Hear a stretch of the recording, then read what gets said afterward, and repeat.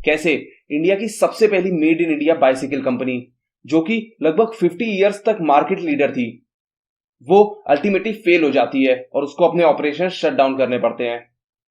आज के इस वीडियो में हम इसी के बारे में बात करेंगे और एटलस साइकिल की राइज और फॉल डिटेल में समझने की कोशिश करेंगे। साथ ही वीडियो के एंड में हम उन रीजंस को भी समझेंगे जिसकी वजह से एटलस साइकिल अल्टीमेटली फेल हुई। सो वीडियो बहुत ज्यादा इंटरेस्टिंग होने वाला है, इसलिए एंड तक जरूर देखिएगा और चैनल को अगर सब्सक्राइब नहीं किया है तो उसको भी सब्सक्राइब कर लीजिए ताकि इस तरीके की इंटरेस्टिंग वीडियोस आप मिस बिल्कुल भी ना करें। बिना किसी देरी के लेट्स गो। 1950 तक इंडिया को बाइसिकल के पार्ट्स जर्मनी, जापान और यूके से इंपोर्ट करने पड़ते थे, जिसकी वजह से वो थोड़ा सा कॉस्टली पड़ते थे। उसके बाद उसमें इंपोर्ट टैक्सेस भी लगते थे और उस टाइम पर इंडियंस की इनकम भी उतनी अच्छी नहीं थी, जिसकी वजह से बाइसिकल कहीं ना कहीं बहुत सारे लोगों के लिए अनअफोर्डेबल चीज हो जाती थी। जानकी दास कपूर ऐसे में ही एक ड्रीम लेके आते हैं इंडियंस को क्वालिटी और अफोर्डेबल साइकिल्स प्रोवाइड करने का। वो 1950 में सोनपत में एक टीन शेड के नीचे अपनी फैक्ट्री स्टार्ट करते हैं और पहले साल में ही 12,000 से भी ज्यादा साइकिल्स बेच लेते हैं। ईयर ऑन ईयर अच्छी ग्रोथ भी उनको दिखाई पड़ती है। उसके बाद 1956 में हीरो कंपनी भी लॉन्च होती है, वो भी बहुत तेजी से ग्रो करती है, बट उससे एटलस साइकिल्स की सेल को ज्यादा फर्क नहीं पड़ता है क्योंकि मार्केट उस टाइम बहुत ज्यादा बड़ा था।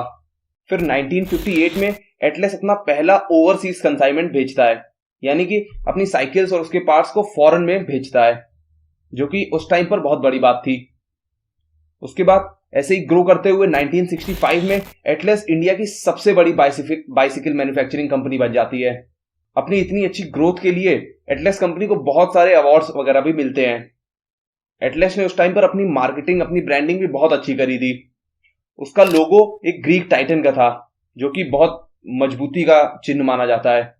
उसकी वजह से एटलस साइकिल की इमेज स्टर्डी बाइसिकल टाइप की बन गई थी। उस टाइम पर एटलस साइकिल्स ने प्रिंट एडवर्टीजमेंट जो करवाए थे उसमें लेडीज साइकिल्स को बहुत अच्छी तरीके से प्रमोट किया था। लेडीज चलाती हुई साइकिल्स दिख रही थी उनके एडवर्टीजमेंट में, जिससे कि उन्होंने स्टेरियोटाइप मेंटेलिटी को भी तोड़ा था और अपनी लेडीज साइकिल्स का प्रमोशन भी किया था। देन 1978 में उन्होंने इंडिया में पहली पावर ब्रेक वाली साइकिल्स इंट्रोड्यूस करी। फिर 1982 में वो न्यू दिल्ली में होने वाले एशियन गेम्स के ऑफिशियल सप्लायर भी बने। उसके बाद 1987 में उन्होंने 10 गियर्स वाली बाइसिकल भी इंट्रोड्यूस करी, जो कि इंडिया में उस टाइम पर बहुत नई चीज थी। एटलस साइकिल इसी तरीके से अच्छे से इंडिया में ग्रो कर रही थी। फिर धीरे धीरे कुछ साल बाद 1990s का टाइम आ गया, जब लोगों की रिलेटिवली इनकम भी थोड़ी सी बढ़ चुकी थी और मोटरसाइकिल्स उस टाइम पर बहुत ज्यादा कॉमन होने लगी थी, जिससे कि एटलस साइकिल्स को अच्छा कंपटीशन मिलने लगा। उसके बाद उस टाइम पर कई सारे इंटरनेशनल कंपनीज भी मार्केट में आ गई थी, जिन्होंने कंपटीशन को मार्केट में और ज्यादा बढ़ा दिया था। फिर 2000 तक इनकी कंपनी कुछ फैमिली इश्यूज की वजह से अलग अलग डिपार्टमेंट में डिवाइड हो गई। हालांकि उससे ज्यादा असर नहीं पड़ा कंपनी की ग्रोथ पे, बट फिर भी कंपटीशन ज्यादा होने की वजह से एटलस साइकिल्स का मार्केट शेयर धीरे धीरे गिरने लगा। देन 2004-2005 में इन्होंने सुनील शेट्टी और सानिया मिर्जा को हायर किया as a brand ambassador, but कुछ टाइम बाद ही धीरे धीरे करके ये फाइनेंशियल क्रंच में आ गए क्योंकि मार्केट में कंपटीशन बहुत ज्यादा हाई हो गया था और लोग मोटरसाइकिल्स और कार्स प्रेफर करने लगे थे। इसके बाद 2014 में इनको अपना मलनपुर वाला प्लांट अल्टीमेटली बंद करना पड़ा। देन 2018 में अगेन इनको अपना सोनपत वाला प्लांट भी बंद करना पड़ा। उसके बाद आता है इनकी कहानी का सबसे बड़ा विलेन, जो कि 2020 की पैंडेमिक सिचुएशन थी, जिसकी वजह से इनकी सेल्स बहुत ज्यादा हैम्पर हुई थी और उसकी वजह से इनको अपना यूपी वाला प्लांट भी बंद करना पड़ा, जो कि इनका लास्ट मैन्युफैक्चरिंग यूनिट थी। सो 3 जून यानी कि वर्ल्ड बाइसिकल डे के दिन इनको अल्टीमेटली अपने ऑपरेशंस को शट डाउन करना पड़ा क्योंकि इनके पास बहुत ज्यादा फाइनेंशियल क्रंच होने लगा था। जो कंपनी इतनी तेजी से बढ़ रही थी, इतनी अच्छी तरीके से उसने मार्केट को कैप्चर किया था, अच्छी ब्रांड इमेज भी बनाए रखी थी, इतने सालों से इंडिया में मार्केट लीडर थी, वो अल्टीमेटली बंद हो गई। अब हम बात करते हैं उन रीजंस की, उन पॉइंट्स की, जो कि एटलस साइकिल्स के फेल हो जाने के सबसे बड़े कारण बने। इसके मेजर 2 रीजंस ही हैं। सबसे पहली चीज है लैक ऑफ इनोवेशन। 1990s तक इन्होंने कई सारे इनोवेशन अपनी साइकिल में करते रहे, चाहे हम बात करें पहली पावर ब्रेक वाली साइकिल इंट्रोड्यूस करने की या पहली 10 गियर वाली साइकिल इंट्रोड्यूस करने की, या इस तरीके कई सारे इनोवेशंस ये अपनी बाइसिकल्स में करते गए। बट 1990s के बाद इन्होंने धीरे धीरे करके इनोवेशंस करना छोड़ दिया, यानी ये अपने प्रोडक्ट को और ज्यादा अपडेट करने पे फोकस कम करने लगे, जिसकी वजह से इन्होंने मार्केट से वो कॉम्पिटिटिव एज खो दिया। मार्केट लीडर तो ये बहुत सालों तक थे, बट धीरे धीरे करके जब इनके प्रोडक्ट्स उतने ज्यादा अपडेट नहीं हो पाए तो इनका कॉम्पिटिटिव एज कम होने लगा और इनका मार्केट शेयर भी धीरे धीरे घटने लगा। इसके बाद दूसरी चीज आती है inappropriate target market and positioning.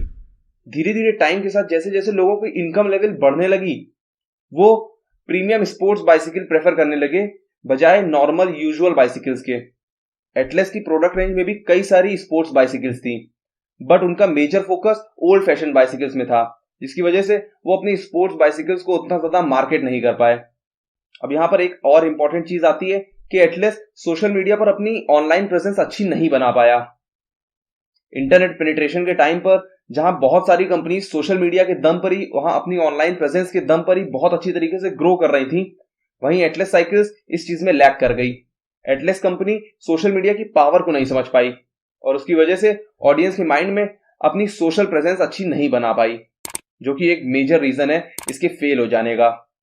हालांकि इसके अलावा कंपटीशन भी एक बहुत बड़ा रीजन है, बट अगर एटलस कंपनी इन दोनों चीजों पर ध्यान देती तो वो उस कॉम्पिटिटिव एज को अपने पास रख सकती थी और अभी भी मार्केट में सरवाइव कर सकती थी।